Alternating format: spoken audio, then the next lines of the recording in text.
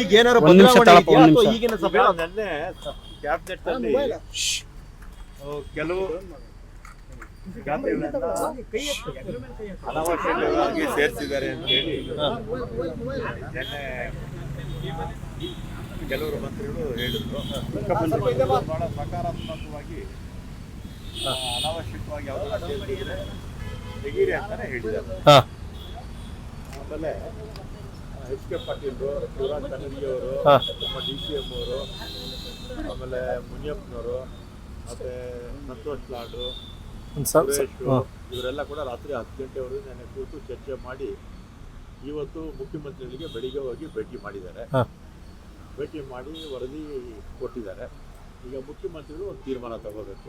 ಆ ತೀರ್ಮಾನ ಇನ್ನೂ ಆಗಿಲ್ವಾ ಸರ್? ಇನ್ನೂ ಇಲ್ಲ. ಇನ್ನು ತೀರ್ಮಾನ 22ಕ್ಕೆ ಅದಕ್ಕೆ ಜಾತಿ ಗಣತಿ ಇದೆ.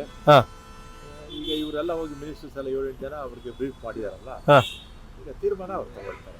ಓಕೆ, ಈಗ ಸುರ್ಜೇವಾಲಾ ಜೊತೆ ಸಭೆಯಲ್ಲಿ ಏನಾದ್ರು ತೀರ್ಮಾನಕ್ಕೆ ಬಂದ್ರೆ ಸರ್ ಅಂತಿಮ? ಸುರ್ಜೇವಾಲಾಗೂ ಈ ಒಂದು ಜಾತಿ ಗಣತಿಗೂ ಅವ್ರ ಜೊತೆ ಯಾವ ಮಾತುಕತೆನೂ ಇಲ್ಲ.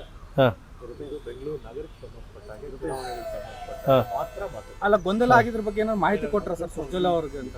ಮಾತಾಡ್ಕೊಂಡಿರ್ತಾರೆ, ಫೋನಲ್ಲಿ ಮಾತಾಡ್ಕೊಂಡಿರ್ಬೋದು. ಇವತ್ತಿಲ್ಲ, ಇವತ್ತು ಆಸ್ ಇಟ್ ಈಸ್ ಇಲ್ಲ. ಇದು ಬೆಂಗಳೂರು ಮಹಾನಗರ ಪಾಲಿಕೆಗೆ ಸಂಬಂಧಪಟ್ಟ ಮಾತ್ರ ಇವತ್ತು. Okay sir, thank you sir.